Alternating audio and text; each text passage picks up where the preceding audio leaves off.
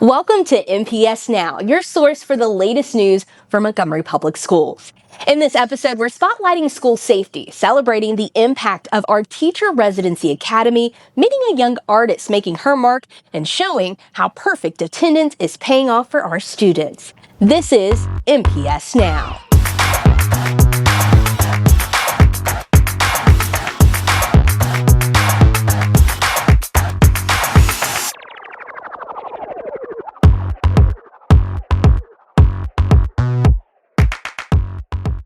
Keeping our schools safe is a team effort, from staff and students to parents and community partners.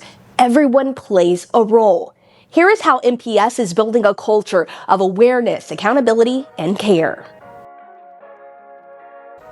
With years of experience in both education and law enforcement, the MPS Safety and Security Team brings a unique perspective to protecting our campuses. Their message is simple. When you see something, we need to say something. Safety is everyone's responsibility, not just the school system, but parents, community, teachers, and students as well. The district also encourages students and families to use the Anonymous Tip app, a tool that allows anyone to report concerns directly and confidentially. My slogan is report, not repost. And what it does is if you use that app, you can submit a tip anonymously, and it goes to not only us, it goes to our law enforcement counterparts, where we can start working behind the scenes. Another important step families can take, keeping emergency contact information up to date. That information helps schools connect with parents quickly if an emergency happens. Can you imagine not getting a phone call from your child's school, knowing that your child's school is in an emergency situation? And it's all because your information has been outdated and you don't have an active phone number?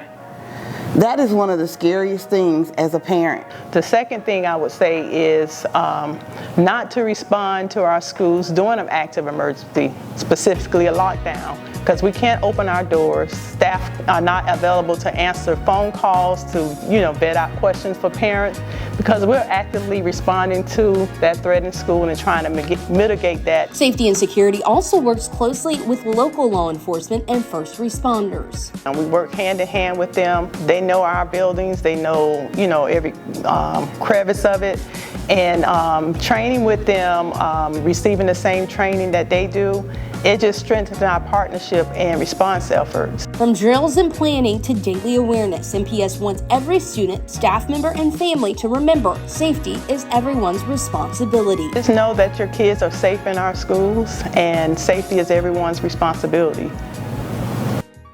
Now, from safety in our schools to creativity in the classroom, meet a student whose art is inspiring us all. At just 9 years old, Forest Avenue Academic Magnet School 4th grader Reva Gupta is already making her mark in the art world. Her painting, inspired by springtime, is now hanging inside the Montgomery Museum of Fine Arts. And not just temporarily, it's been officially added to the museum's permanent collection. It's very, very, very exciting. And when I went to go look at it, I actually took a picture, and I just love to see my artwork hanging in their museum. Reva says her inspiration came from something simple, the season of spring and the beauty of new life. I just kind of thought, I was like, oh, maybe like a hen, and it's maybe chick. And so I tried to draw like a hen and a chick, and it just worked out really good. Reva's piece was created during an after-school art lesson, but her love for creativity continues to shine through her work here at Forest Avenue Academic Magnet.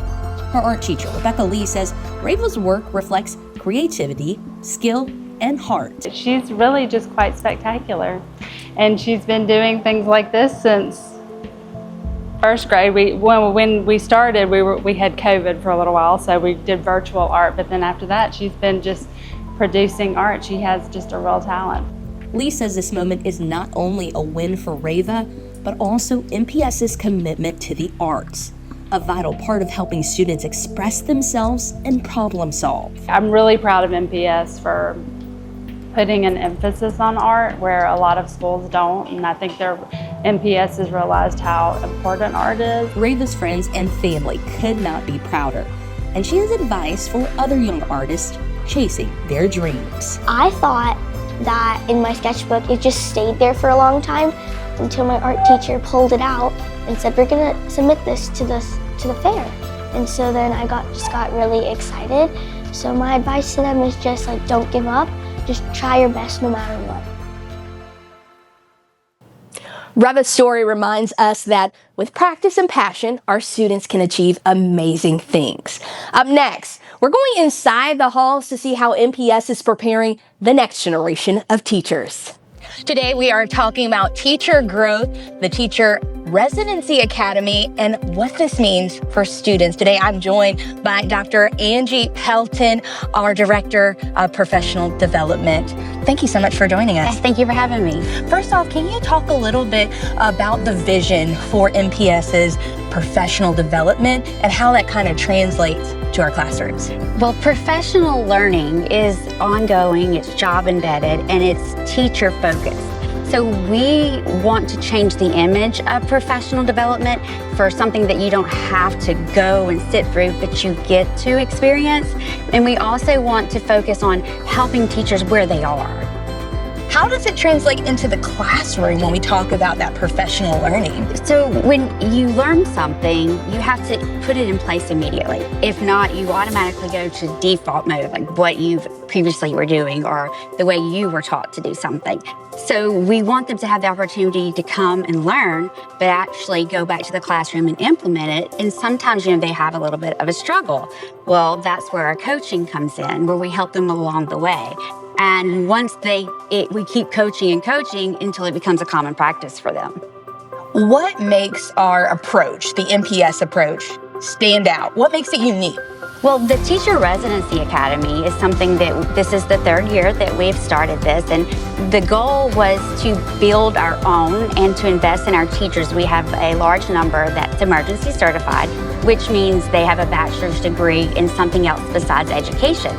Therefore, they do not have those foundational classes in college that teaches you how to deal with classroom management, how to actually provide the pedagogy and the content to students. Because we can know things, but then actually being able to teach things, they're two different things. 80% retention rate when it comes to that Teacher Residency Academy. Yes. Talk about what this means as far as success, and that's a really impressive number. Well, teachers want support. That is the number one nationally. That is why most teachers leave. They do not feel supported. They feel they're put in to do something and they're not set up for success. So the Teacher Residency Academy, the goal was to provide the job-embedded ongoing professional learning over a 2-year period where they're getting chunks of information in bite-sized pieces. It's doable. They can go back to the classroom, they can implement, they can come back, we talk about it. But also organically a collaborative culture of teachers that see each other all the time and talk to each other. They actually become more than colleagues, they become friends. When you have a strong collaborative culture, having conversations around student improvement and things that you can do and how they help each other, it transforms the system. You just talked about the collaboration element. How does mentoring and coaching factor into our teachers feeling supported? Well, you always have to go back to lived experiences. Our mentors, our coaches, they have lived experiences. They've been there, they've done that. They don't have to go, when you have a mentor, it's not a trial by fire kind of thing. It's, well, this might be a best practice. However, we know things are different. We know that as a mentor and as a coach, we're still a learner. And I think that we are learning how to be better at mentoring, being better at coaching, because at the end, that helps us help the teacher. And the teacher, the quality of teachers that you have depends on the quality of the system that you're providing, the educational system that you're providing for your students. And how does the professional learning and that teacher support ultimately factor into student achievement? Well, research states that the teacher is the single most important school-based factor that influences student achievement. So if decades of research suggest that, then you have to focus in on our teachers. Because, like I said, they are the key to changing our students' lives. Looking ahead as far as growth and evolving in this process, what does that potentially look like? We would like this to be provided for more than just the 75 that we have now. We would like it to be offered for the whole district. However, that requires support and requires funds. And we also have to get a system in place that we have a shared responsibility. It's not just one department providing professional learning. It's systems of support, which means at all levels, we're all doing our part to make sure our teachers get what they need. We need to take care of their wellness. We have to focus in on them. If their cup isn't filled, they can't fill students' cups. So we have to go back to basic needs too of teachers, and that is to feel safe, supported, and be in an environment where they feel okay asking questions. Thank you, Dr. Pelton, for your time and insight. We really appreciate it. Thank you for having me. At MPS, great teaching starts with great preparation. Here is the journey of a Teacher Residency Academy graduate. Do I think it's going to increase or decrease? In the halls of Percy Julian High School, you can feel the energy coming from Hannah Fanchoy's classroom, where learning is hands-on. For them to have ownership of their learning, they have to talk through it. So the long lectures, out the door. And my classroom is never quiet. Fanchoy teaches biology and human anatomy. She's in her 4th year of teaching. She says the MPS Teacher Residency Academy gave her the tools she needed to succeed. Without the teacher residency program, I don't think I would still be teaching. Just because the directives as far as when you get to teaching, here's the lesson, here are the standards, this is what we need you to do. But as far as knowing what data is, when the children don't get it, then what? For Fanchoy, teaching goes beyond the content. Her why comes from a deep desire to support every child, both inside and outside the classroom.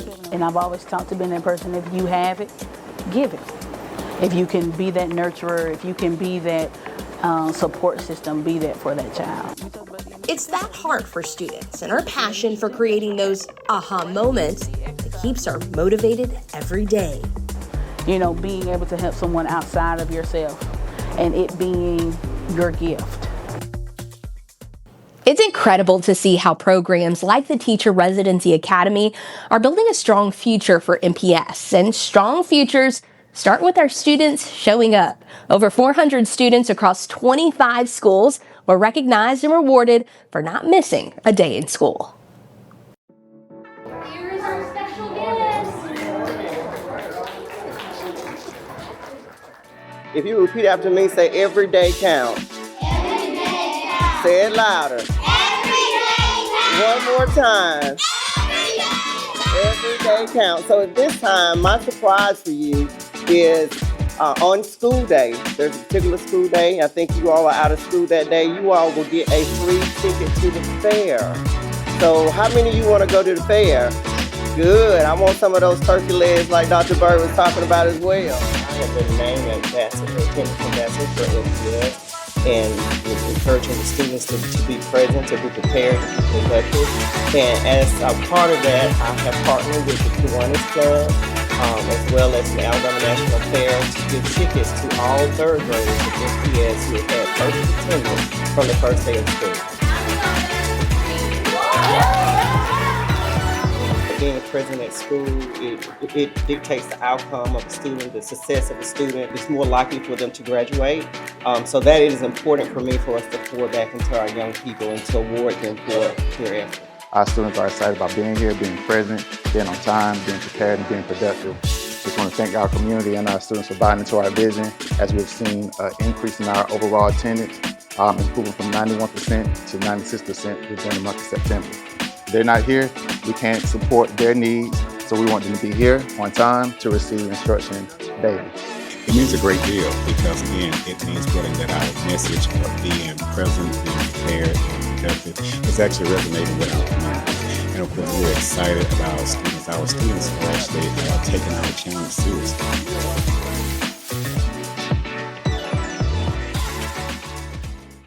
Remember, be present be prepared, be productive. Every day counts. Before we wrap up, it's time for a little MPS mind teaser.